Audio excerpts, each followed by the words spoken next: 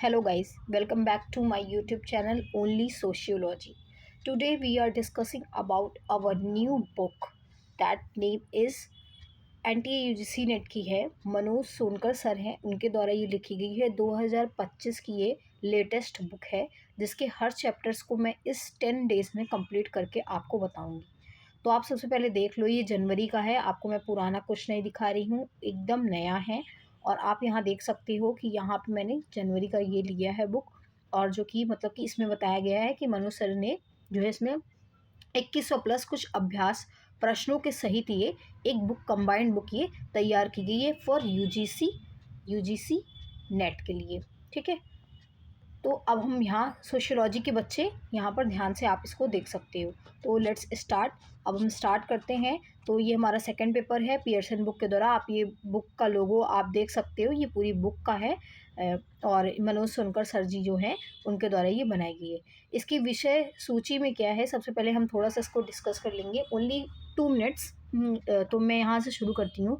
इसमें उन्होंने कुछ अपने बारे में बताया कि उन्होंने क्या क्या किया था। फिर उसके बाद आपको 2025 जनवरी 2025 के पेपर मिलेंगे, आप यहाँ पे देख सकते हो।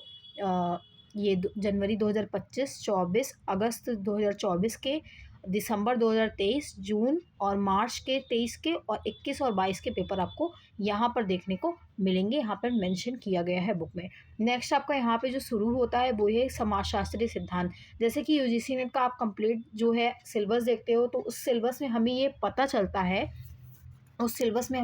चलता है, हमें ये जानकारी मिलती है कि सिलेबस में एमाइल दुर्खीम के बारे में, मैक्स वेबर, कार्ल मार्क्स व उसके नीचे जो हमारे राइटर्स आते हैं संरचनात्मक कार्यात्मक प्रकारवाद के अंतर्गत मेलिनोवस्की है और रेडक्लिफ ब्राउन है, पार्सन है, मर्टन है, लेवी स्ट्रास हैं, तो इनके बारे में। और यहाँ पर जो अर्थ मीमांसीय व्याख्या के परंपरागत है मिड कालमैन हिम और सूटज व अल्फ्रेड सूटेज और Erving Goffman, Clifford James Geertz, Harold गारफिंकल।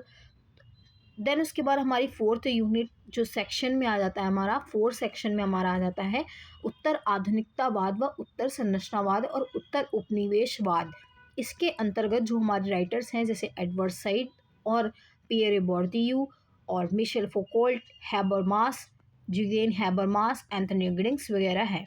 और इंडियन मैनुअल कैस्टल्स और इंडियन राइटर्स में हमारे मोहनदास करमचंद्र गांधी जी, और उसके बाद B.R. अम्बेडकर, राधा कमल मुखर्जी, गोविंद सदाशिव घुरिये और मैसूर नरसिम्हा श्रीनिवास, जिसको हम M.N. श्रीनिवास बोलते हैं, इरावती कर्वे जी। और ये हमारा फर्स्ट यूनिट के अंतर्गत आता है।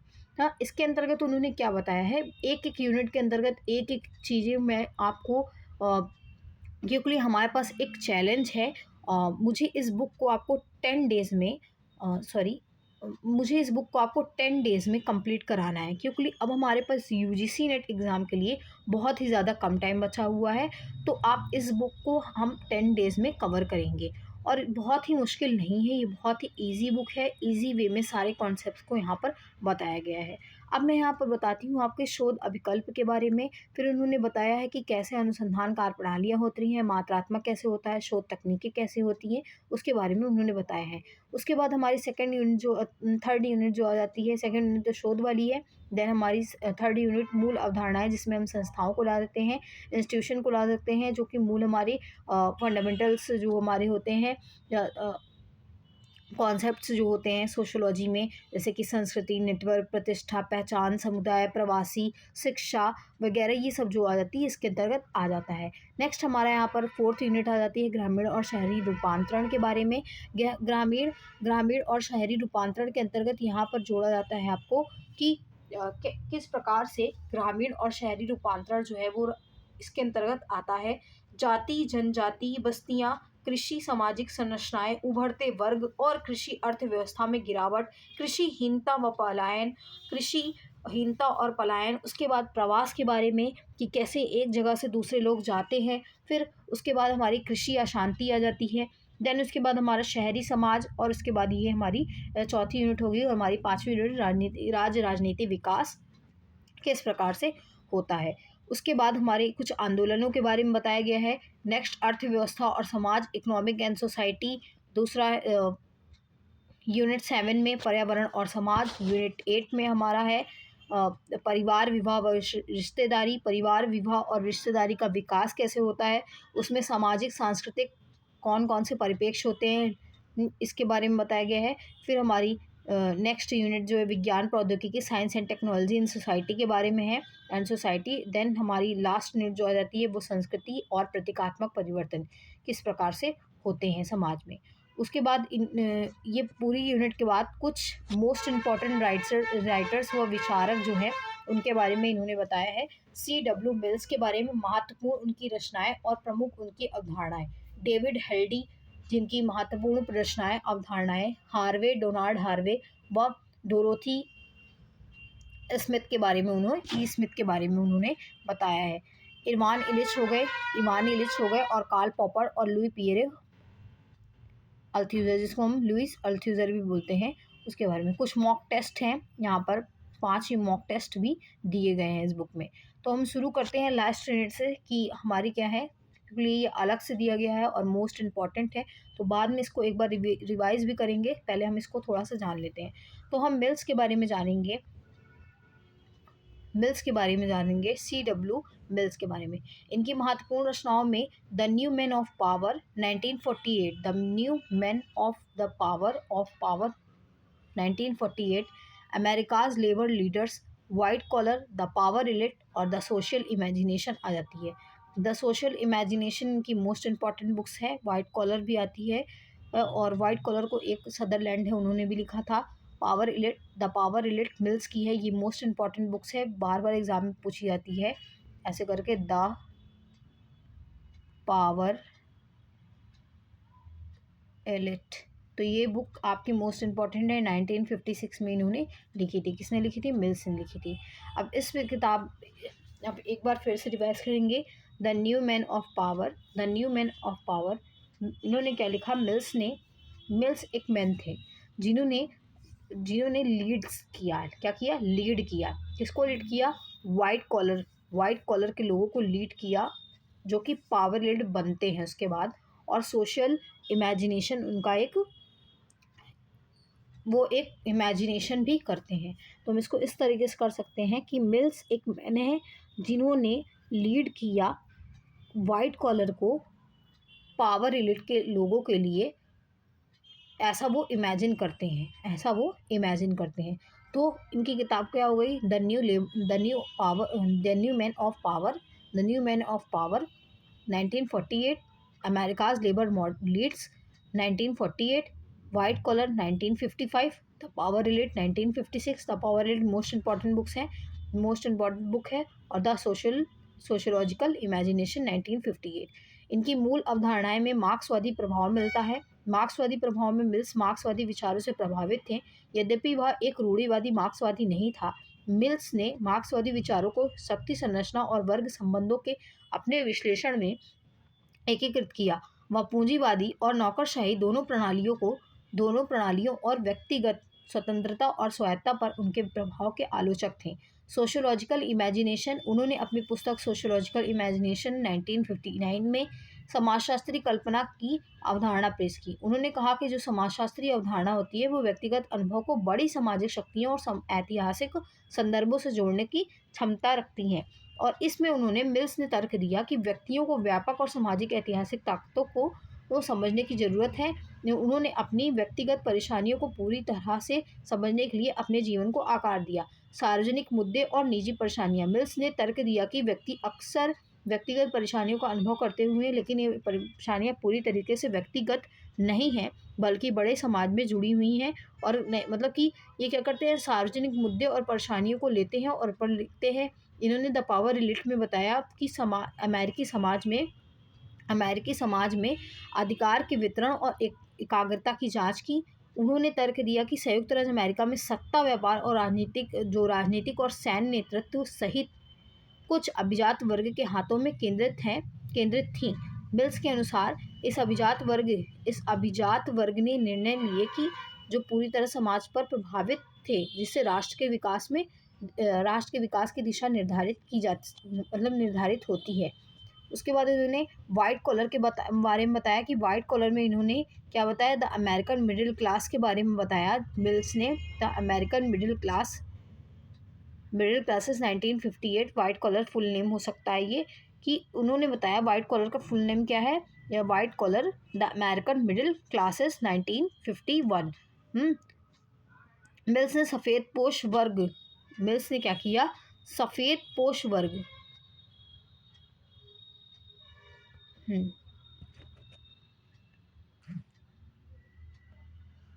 मिल्स ने क्या किया बताया, सफ़ेद पोश वर्ग के बारे में बताया। अब ये सफ़ेद पोश वर्ग कौन से हैं वर्ग, ये वो वर्ग हैं जो जो दिखाते हैं कि उनका क्या है, उनके हाथ में पूरी पावर है, वो समाज को क्या कर रहे हैं, वो समाज को चला रहे हैं, और वो क्या कर रहे हैं, काला बाजारी भी कर रहे हैं, क्राइम भी कर रहे हैं, तो उनके ऊपर कोई हाथ नहीं लगा सकता। उन्होंने इसके बारे में भी बताया है, और जो कि एक चुनौती है, जिससे जुड़ी चुनौती है। फिर जन समाज और संचार के बारे में उन्होंने बताया कि जन समाज जो होता है और संचार कैसे होता है। मिल्स के अनुसार जन समाज और जन संचार जनता की राय और व्यक्तिगत व्यवहार को आकार देने में महत्वपूर्ण भूमिका निभाते हैं। वे मास मीडिया के माध्यम से हेर फेर के नियंत्रण की क्षमता और व्यक्तिगत विचार और कार्रवाई का एक अनुरूपतावादी समाज में प्रभाव के बारे में चिंतित थे।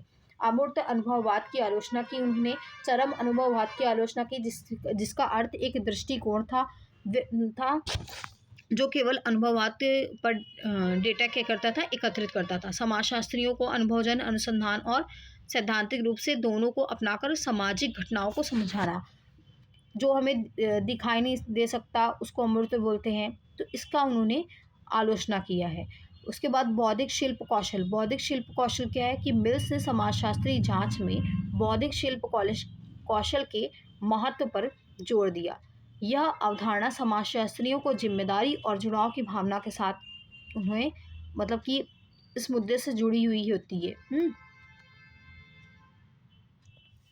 नेक्स्ट उन्होंने बताया यहाँ पर कि सत्ता के नवीन वर्ग, सत्ता के नवीन वर्ग मतलब यहाँ पर हो गया कि अपने बाद के कार्यों में मिल्स ने सत्ता की बदलती प्रकृति और तकनीकी अभिजात वर्ग के उद्भव का पता लगाया। उन्होंने तर्क दिया कि सत्ता के पारिवारिक मतलब पारस्परिक स्रोत जो कि हमारे पीढ़ी दर पीढ़ी चलते रहते हैं, उसके बारे में राजनीतिक और सैन्य संस्था विशेषज्ञों और तकनीकी विशेषज्ञों के उदय को पूरक हो रहे थे, जो नीतियां और निर्णयों को आकार देने में महत्वपूर्ण प्रभाव रखते हैं। फिर व्यक्तिगत स्वतंत्रता और अलगाव के बारे में बताया उन्होंने। व्यक्तिगत स्वतंत्रता क्या होती है, मिल्स का कहना है कि जो व्यक्ति जो कारण का उपयोग नहीं करता, व्यक्ति जो कारण का उपयोग नहीं करता और निष्क्रिय रूप से अपने सामाजिक स्थिति को स्वीकार करता है, उसे मिल हंसमुख रोबोट कहते हैं, जिसमें व्यक्ति स्वयं और समाज से पूरी तरह से अलग हो जाना होता है। और उन्होंने पता लगाया कि नौकरशाही संरचनाओं, तो कुल मिलाकर इन्होंने क्या क्या बताया, इन्होंने बताया द पावर रिलेट के बारे में। मोस्ट इंपॉर्टेंट बुक्स कब आई थी, 1956 में आई थी।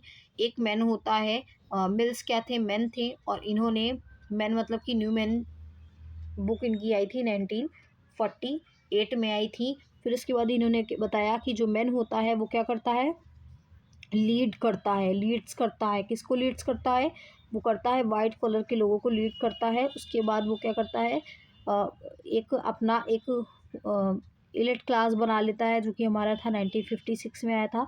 और उसके बाद ये क्या करते हैं हमारे समाज में, लास्ट वाली बुक हमारी थी इमेजिनेशन, क्या करते हैं लास्ट में, ये इमेजिनेशन करते हैं।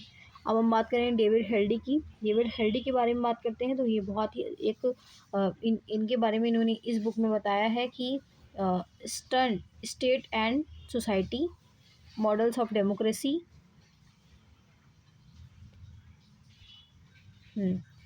State and society, models of democracy, social theory of modern societies, Anthony Giddens and Hitcrit, modernity and its future, democracy, labor order, from the modern state to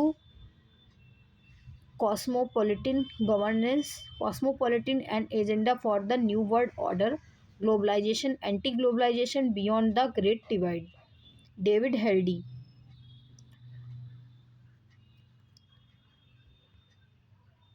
David healthy, इन्होंने क्या क्या लिखा, इन्होंने कुछ 7 किताबें लिखी हैं। स्टेट एंड सोसाइटी, सॉरी यहाँ पर डिस्टर्ब हो गया। State and society, model of democracy, model of democracy, social theory of modern societies, Anthony Giddens and it's critic, modernity and its future, democracy and global order, फिर कॉस्मोपॉलिटनिज्म और globalisation. इसको कैसे याद करेंगे? स्टेट में डेमोक्रेसी होती है जो कि हमेशा मॉडर्न सोसाइटीज़ को और मॉडर्न करने के और उनके फ्यूचर को मॉडर्न करने के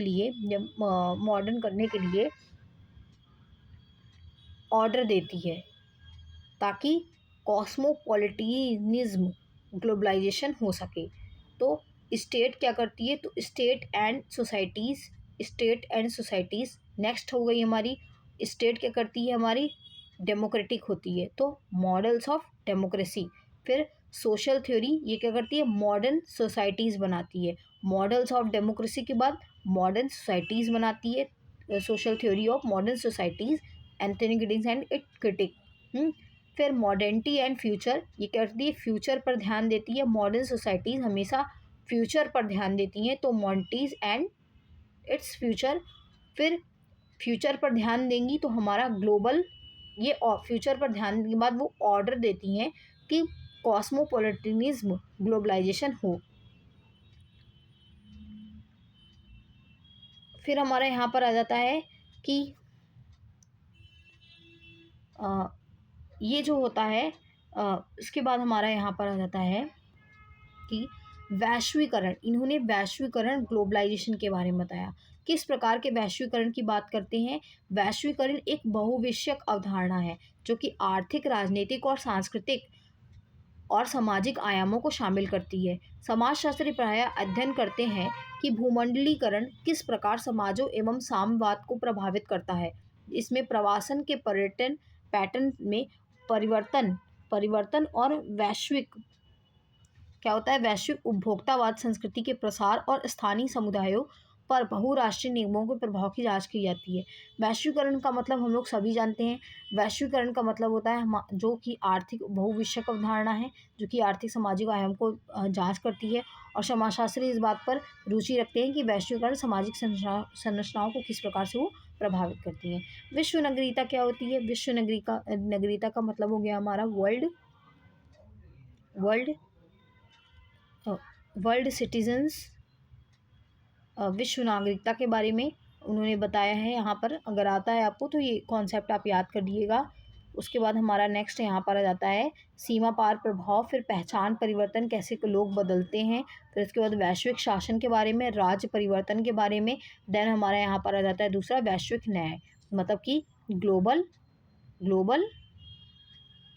कमेंट करिएगा, ग्लोबल जस्टिस। ठीक है, ओके। तो यहाँ पर हम शुरू करते हैं। फिर से हम एक बार यहाँ पर रिकैप ले लेंगे। स्टेट में क्या होता है? हम स्टेट में हमेशा डेमोक्रेसी होती है। तो state and society, then models of democracy. अब डेमोक्रेसी है तो वहाँ पर हम क्या करेंगे? मॉडर्न सोसाइटीज़ बनाएंगे, तो social theory and modern societies.